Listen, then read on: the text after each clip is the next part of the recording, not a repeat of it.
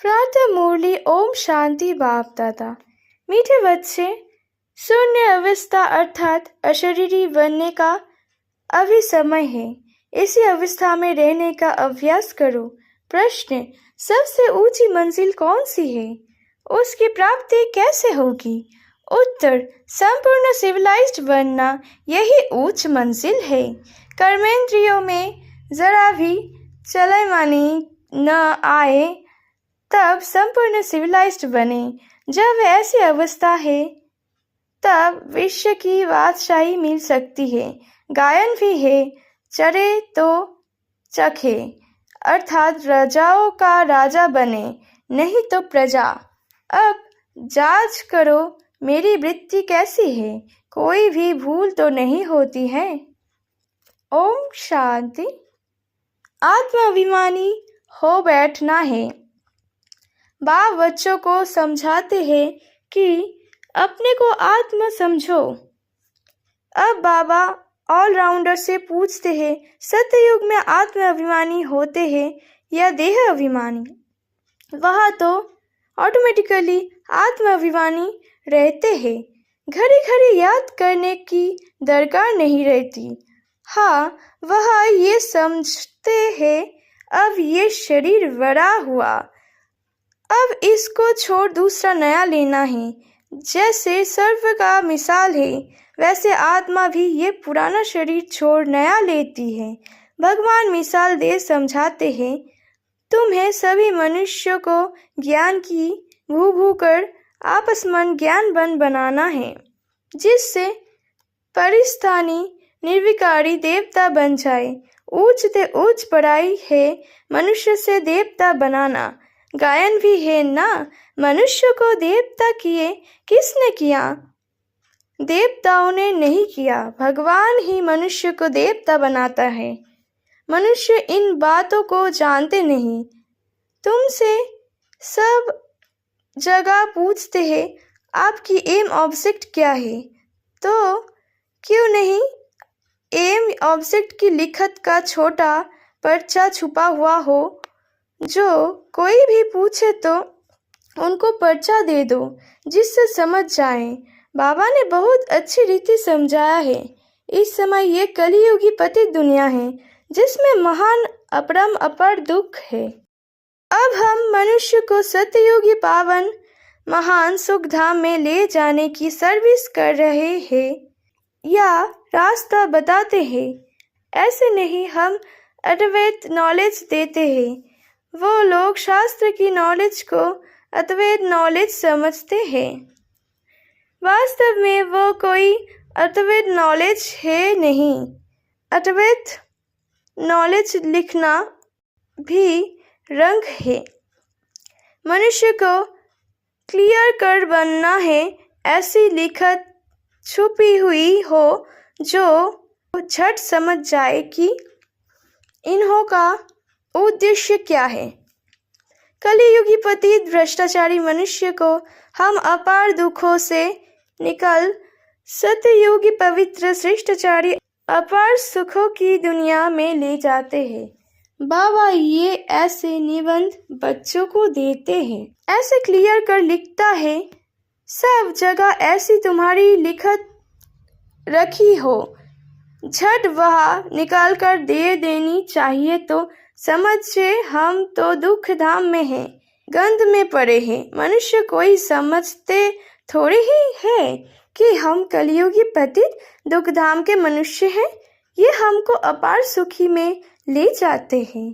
तो ऐसा एक अच्छा पर्चा बनाना है, जैसे बाबा ने भी छुपाया था, सत्ययुगी हो या कलियुगी, परंतु मनुष्य समझते थोड़ी है। रत्नों को भी पत्थर समझ फेंक देते हैं। ये है ज्ञान रत्न, वो समझते हैं शास्त्र में रत्न है। तुम क्लियर कर ऐसा बोलो जो समझे, यहाँ तो अपार दुख है। दुखों की भी लिस्ट हो, कम से कम 101 तो जरूर हो। इस दुख धाम में अपार दुख है, ये सब लिखो, सारी लिस्ट निकालो। दूसरे तरफ फिर अपार सुख, वह दुख का नाम नहीं होता। हम वह राज्य अथवा दुख धाम अथवा सुख धाम स्थापन कर रहे हैं जो झट मनुष्य को मुख बंद हो जाए। ये कोई समझते थोड़ी ही है कि इस समय दुख धाम है, इसको तो वह स्वर्ग समझ बैठे हैं। बड़े बड़े महल, नए नए मंदिर आदि बनाते रहते हैं। ये थोड़ी ही जानते हैं कि ये सब खत्म हो जाने हैं। पैसे तो उन्हीं को बहुत मिलते हैं रिश्वत के। बाप ने समझाया है, ये सब है माया का सहंस का घमंड। मोटरें, एरोप्लेन आदि ये सब माया का ही है। ये भी कायदा है, जब बाप स्वर्ग की स्थापना करते हैं तो माया भी अपना भव का दिखाती है। इसको कहा जाता है माया का पाम। अब तुम बच्चे सारे विश्व में शांति स्थापन कर रहे हो। अगर माया की कहा प्रवस्था हो जाती है तो बच्चों को अंदर खाता है। जब कोई किसके नाम रूप में फंस पड़ते हैं तो बाप समझाते हैं, ये क्रिमिनलाइज है। कली युग में है क्रिमिनलाइजेशन, सत्य युग में है सिविलाइजेशन। इन देवताओं के आगे सब माथा टेकते हैं। आप निर्विकारी, हम विकारी। इसलिए बाप कहते हैं, हर एक अपनी अवस्था की देखे। बड़े बड़े अच्छे महारथी अपने को देखे। हमारी बुद्धि किसके नाम रूप में जाती तो नहीं। फलानी बहुत अच्छी है, ये करे, कुछ अंदर में जाता है। ये तो बाबा जानते हैं, इस समय संपूर्ण सिविलाइज्ड कोई ही नहीं, जरा भी चलामनी ना आए। बहुत मेहनत है, कोई बिरले ऐसे होते हैं, आंखें कुछ ना कुछ धोखा जरूर देती है। ड्रामा किसकी सिविलाइज्ड जल्दी नहीं बनाएगा। खूब पुरुषार्थ कर अपनी जांच करनी है, कहीं हमारी आंखें धोखा तो नहीं देती है। विश्व का मालिक बनना बड़ी उच्च मंजिल है। चरे तो चखें, अर्थात राजाओं का राजा बनते गिरिए तो प्रजा में चले जाएंगे। आजकल तो कहेंगे भिखारी जमाना है। भल कितने बड़े आदमी हैं, समझो कबीन हैं, उनके अंदर भी डर रहता होगा कि कहा कोई हमें उड़ा ना दे। हर एक मनुष्य में अशांति है। कोई कोई बच्चे भी कितनी अशांति फैलाते हैं। तुम शांति स्थापन कर रहे हो तो पहले तो खुद शांति में रहो, तब दूसरों को भी वो बल भरो, तब दूसरे में भी वो बल भरे। वहाँ तो बड़ा शांति का राज्य चलता है। आंखें सिविल बन जाती है। तो बाप कहते हैं, अपनी जांच करो। आज मुझ आत्मा की वृत्ति कैसी रही, इसमें बहुत मेहनत है, अपनी संभाल रखनी है। बेहद के बाप की भी सच कभी नहीं बताते हैं। कदम कदम पर भूल होती रहती है। थोड़ा भी उस क्रिमिनल दृष्टि से देखा भूल हुई, फौरन नोट करो। 10 से 20 भूल तो रोज करते ही होंगे जब तक अभूल बने, परंतु सच कोई बताते थोड़े ही है। देहाभिमानी से कुछ न कुछ पाप जरूर होगा, वह अंदर खाता रहेगा। कोई तो समझते ही नहीं कि भूल किसको कहते हैं। जानवर समझते हैं क्या? तुम भी इस ज्ञान के पहले बंदर बुद्धि थे। अब कोई 50%, कोई 10%, कोई कितना चेंज होते जाते हैं। ये आंखें तो बहुत धोखा देने वाली है, सबसे तीखी है आंखें। बाप कहते हैं, तुम आत्मा अशरीरी आई थी, शरीर नहीं था। क्या अभी तुमको पता है कि दूसरा कौन सा शरीर लेंगे, किस संबंध में जाएंगे? मालूम नहीं पड़ता। गर्भ में शून्य ही शून्य रहते हैं। आत्मा बिल्कुल ही शून्य हो जाती। जब शरीर बड़ा हो तब पता पड़े तो तुमको ऐसा बनकर जाना है। बस ये पुराना शरीर छोड़कर हमको जाना है। फिर जब शरीर लेंगे तो स्वर्ग में अपना पाठ बजाएंगे। शून्य होने का अभी समय है। भल आत्मा संस्कार ले जाती है। जब शरीर बड़ा होता है तब संस्कार इमर्ज होते हैं। अभी तुमको घर जाना है, इसलिए पुरानी दुनिया का, इस शरीर का भान उड़ा देना है। कुछ भी याद न रहे।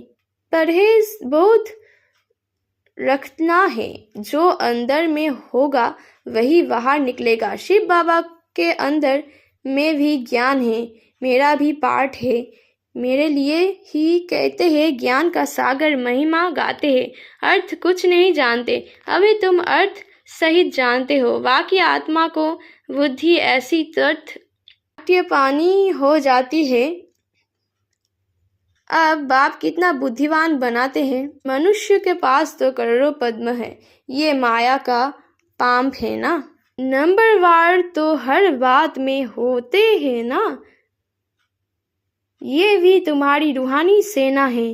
कोई रूह जाकर उच्च पद पाएंगी, कोई रूह प्रजा पद पाएंगी, जैसे कल पहले पाया था। अच्छा, मीठे मीठे सिक्के लधे रूहानी बच्चों की नंबरवार पुरुषार्थ अनुसार बाप दादा या माता पिता का दिल या जान सिख या प्रेम से याद, प्यार और गुड मॉर्निंग। रूहानी बाप की रूहानी बच्चों को नमस्ते।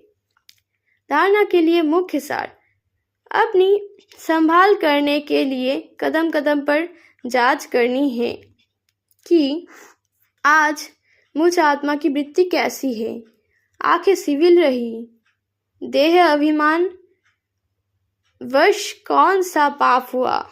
बुद्धि में अविनाशी ज्ञान धन धारण कर फिर दान करना है। ज्ञान तलवार में याद का जहर जरूर भरना है।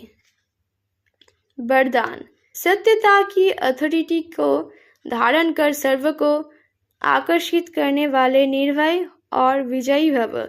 आप बच्चे सत्यता की शक्तिशाली श्रेष्ठ आत्माएं हो। सत्य ज्ञान, सत्य भाव, सत्य प्राप्ति, सत्य याद, सत्य गुण, सत्य शक्तियाँ सब प्राप्त है।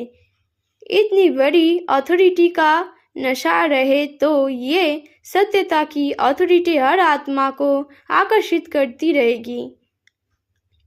झूठ खंड में भी ऐसी सत्यता की शक्ति वाले विजयी बनते हैं। सत्यता की प्राप्ति खुशी और निर्भयता है। सत्य बोलने वाला निर्भय होगा। उनको कभी भय नहीं हो सकता। स्लोगन। वायुमंडल को परिवर्तन करने का साधन है पॉजिटिव संकल्प और शक्तिशाली वृत्ति। ओम शांति।